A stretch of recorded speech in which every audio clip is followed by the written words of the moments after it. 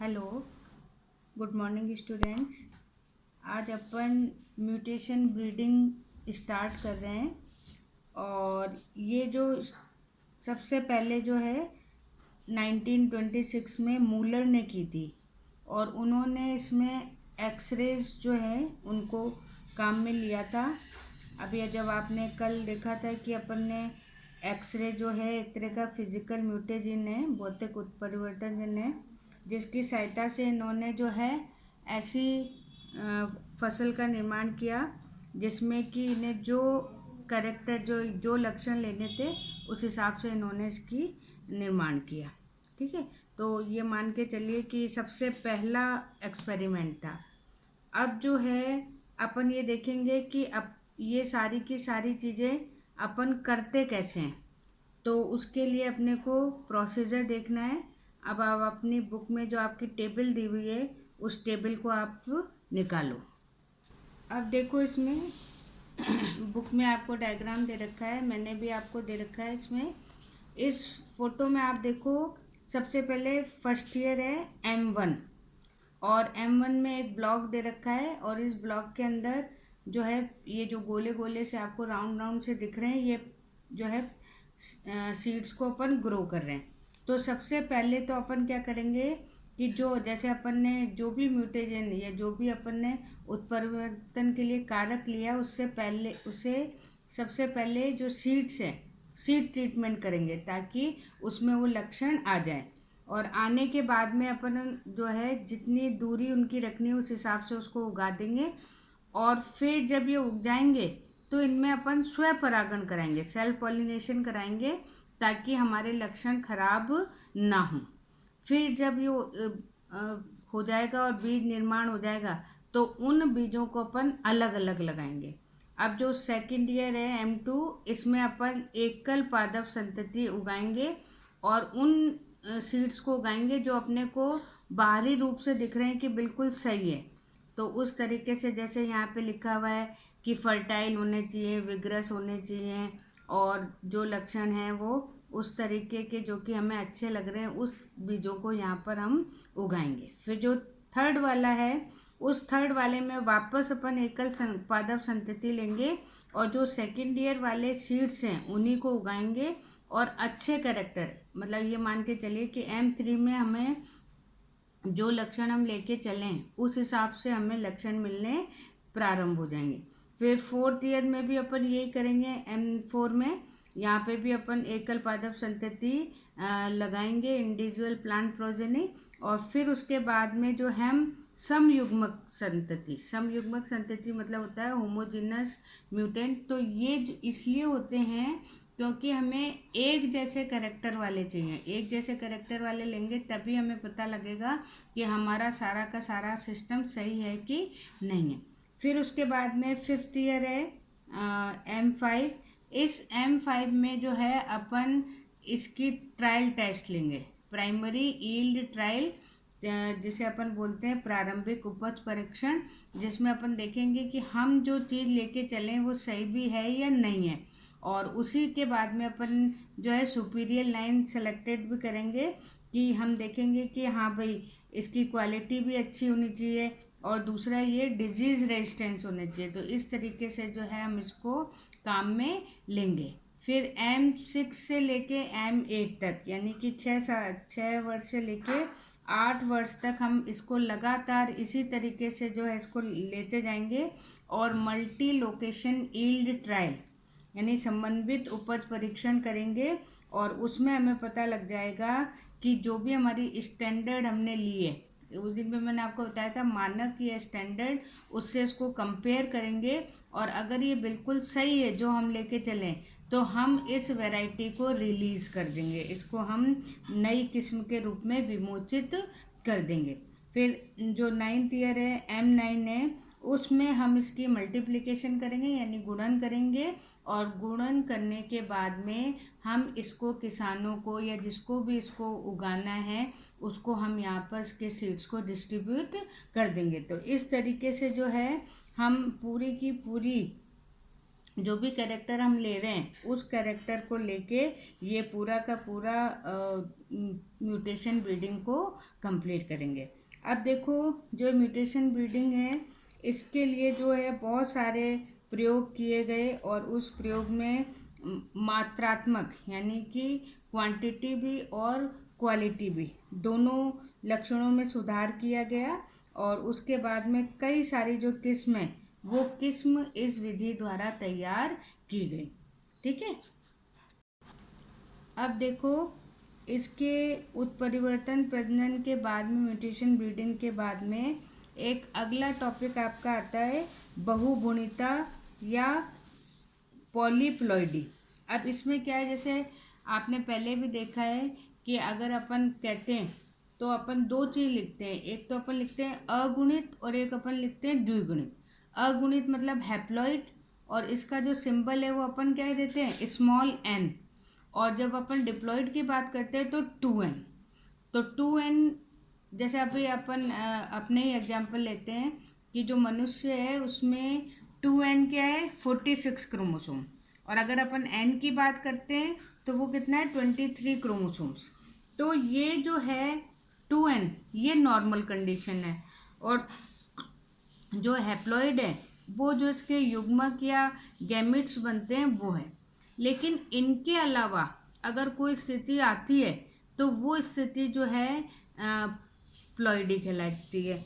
अब यहाँ पे देखो, कम भी हो सकती है और ज़्यादा भी हो सकती है। तो दोनों ही स्थितियाँ जो हैं क्या कहलाती हैं, गुणसूत्रों की संख्यात्मक परिवर्तन यानी न्यूमेरिकल चेंज इन क्रोमोसोम। अब ये जो आपको टेबल दिख रही है, इस टेबल में आपको दिख रहे हैं सारे एन वगैरह लिखे हुए हैं, तो उससे अपने को पता रहता है कि किस तरीके से जो है हम क्रोमोसोम के नंबर, अब ये प्राकृतिक भी हैं, मतलब नेचुरल भी हो सकता है और कृत्रिम भी हो सकता है। तो अब यहाँ पे देखो, सबसे पहले प्लॉइडी अपने आपको समझ में आ गई कि गुणसूत्रों की संख्या में कमी या अधिकता, तो उसको अपन क्या बोलते हैं, प्लॉइडी या बहुगुणिता। अब यहाँ पे देखो, इसके दो प्रकार दे रखे हैं। एक तो है असुगुणिता जिसको बोलते हैं एन्यूप्लॉइडी, और एक है सुगुणिता जिसको हम बोलते हैं यूप्लॉइडी। तो पहले अपन इसमें ले लेते हैं एन्यूप्लॉइडी। एन्यूप्लॉइडी में क्या है, क्रोमोसोम के नंबर बदलेंगे। तो जैसे मान लीजिए 2n-1, 2n+1 या 2n-2, 2n+2। तो जब हम क्रोमोसोम में गुणसूत्रों की संख्या में परिवर्तन हो रहा है तो उसे हम क्या बोलते हैं, एन्यूप्लॉइडी। और जब जीनोम में परिवर्तन होता है, ये ध्यान रखना, जीनोम क्या होता है कि जो एन है, स्मॉल एन, इसको अपन एक जीनोम मानते हैं। 2n है इसका मतलब 2 जीनोम है, 3n है इसका मतलब 3 जीनोम है। तो जो भी जीनोम में के सेट में परिवर्तन होता है n, 2n, 3n, 4n, 5n, तो उसे हम क्या बोलते हैं, उसे हम बोलते हैं यूप्लॉइडी। अब आपके बुक में भी दे रखा है जीनोम की संख्या में परिवर्तन। ठीक है ना। तो अब अपन सबसे पहले कुछ मैं आपको एग्जाम्पल दे रही हूँ कि जैसे मान लीजिए आपके जो असुगुणिता है एन्यूप्लॉइडी, इसको भी दो भागों में बांटा हुआ है। एक तो कम होता है अगर क्रोमोसोम, तो उसे हम क्या बोलते हैं, हाइपोप्लॉइडी, और अगर ज़्यादा होता है तो उसे अपन बोलते हैं हाइपरप्लॉइडी। तो यहाँ पे कुछ एग्जाम्पल मैं आपको दे रही हूँ। पहला एग्जाम्पल है आपका मोनोसोमी।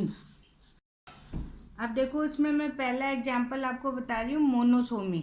अब मोनोसोमी क्या है, मोनोसोमी में एक क्रोमोसोम कम हो रहा है, 2n-1।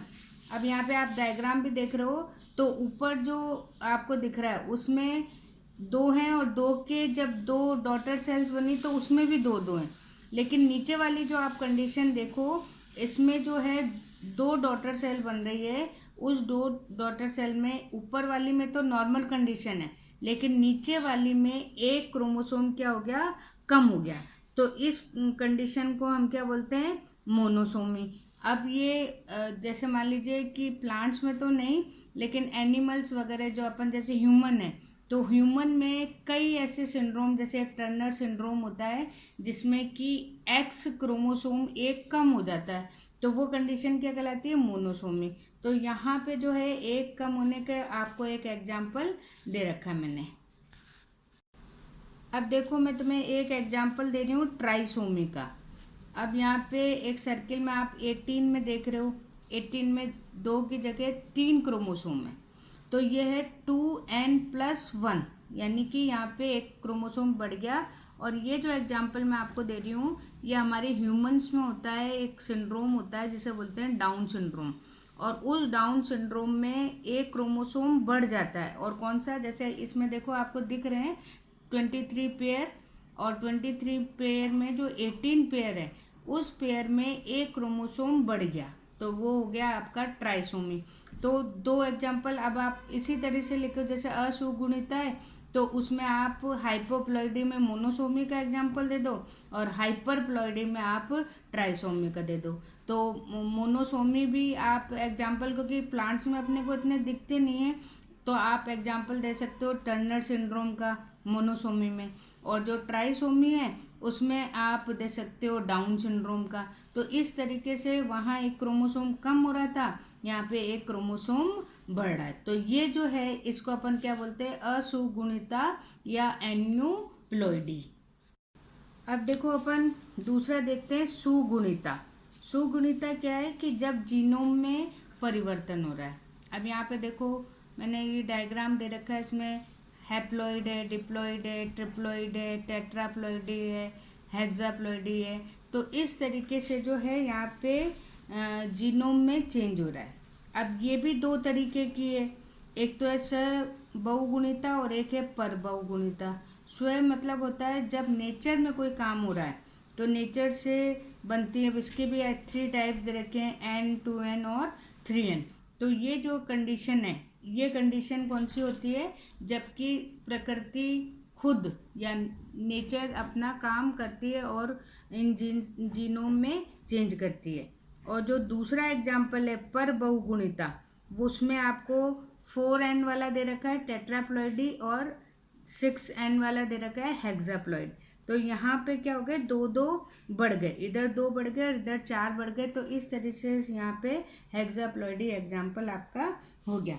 अब देखो यहाँ पे ये जो प्रोसेस है, अब जैसे आपने हैप्लॉइड देखा और अपन ने बायोटेक्नोलॉजी में देखा भी था कि आपके बुक में भी एग्जाम्पल दे रखा है कि इस विधि द्वारा अपन अगुणित पादप प्रजनन में इसका उपयोग कर सकते हैं। यानी कि हम केवल जो है पराग कण से ही पौधे बना सकते हैं, और ये जो पौधे बनेंगे ये पौधे कैसे होंगे, अगुणित पौधे होंगे।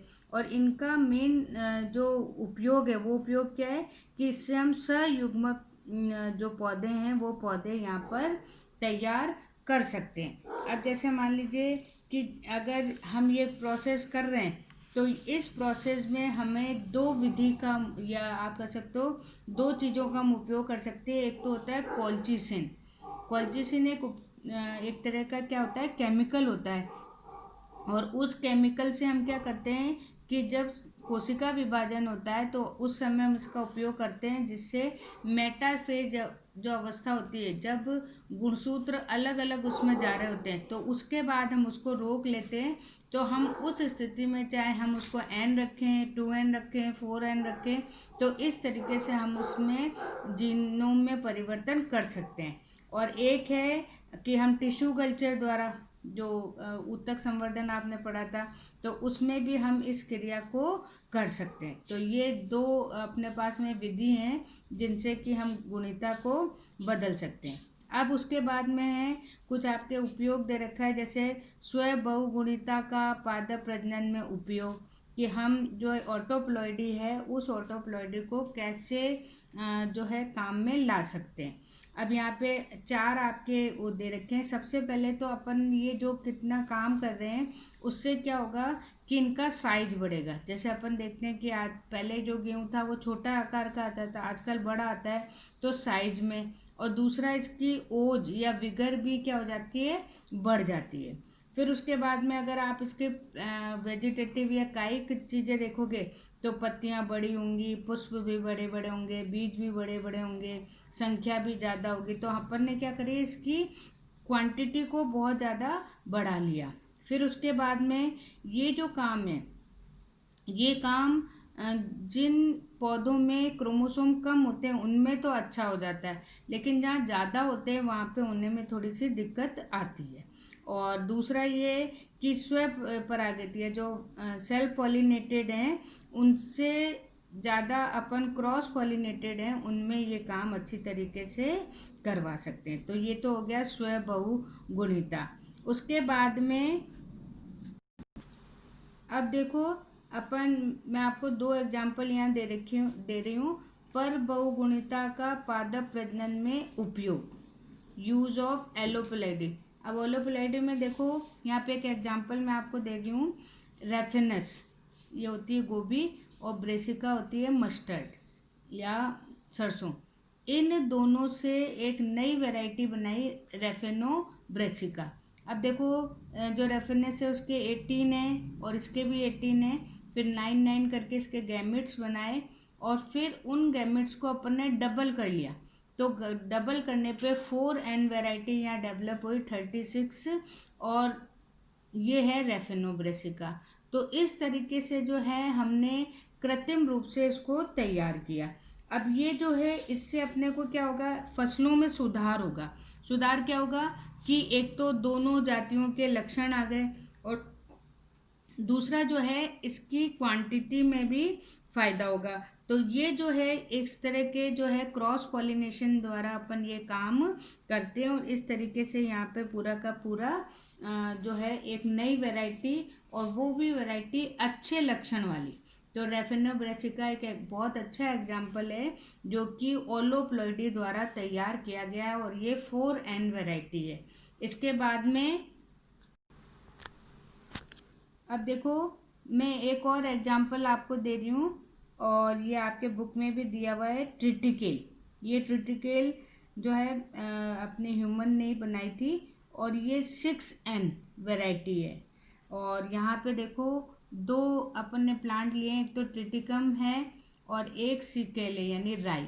एक तो गेहूँ, और एक अपन ने क्या लिया हुआ है, राई लिया हुआ है। इनसे इसको तैयार किया गया, और तैयार करने के बाद में वैसे ही पहले इसको ट्रिप्लॉइड बनाया, और फिर उसके बाद में 6n बना के ट्रिटिकल हेक्साप्लॉइडी एक नई वैरायटी को डेवलप किया गया। और यहाँ पे भी जो है इन क्रोमोसोम्स को बढ़ाने के लिए देखो, यहाँ डायग्राम में भी लिखा है क्रोमोसोम डबलिंग बाय कॉल्चिसिन। तो ये कॉल्चिसिन है, उस कॉल्चिसिन को यहाँ पे काम में लिया गया, और काम में लेने के बाद में इसने इसकी n संख्या को या जीनोम को बढ़ा दिया। अब आपके बुक में ही यही चीज़ जो है नीचे दे रखी है कि सत गुणित, और ये आता भी है एग्जाम्पल कि एवोल्यूशन ऑफ हेक्साप्लॉइड वीट। तो आप इसी तरह से करोगे कि यहाँ पे 3 जीनोम लिए हैं, ए बी और डी। अब यहाँ पे जो ए है वो टिटिकम मोनोकोकम का है, बी पता नहीं कौन सी, और अब वो मिलती भी नहीं है वैरायटी, और जो डी है वो है एजिलोप्स। तो इस तरीके से इन तीनों को मिला के ये जो है हेक्साप्लॉइडी प्रोसेस जो वैरायटी है उसको, गेहूं को डेवलप किया गया। तो आज अपने यहाँ पे जो है म्यूटेशन ब्रीडिंग कंप्लीट हो गई। अब कल अपन इसका सिलेक्शन या चयन स्टार्ट करेंगे, ठीक है ना। Okay, thank you.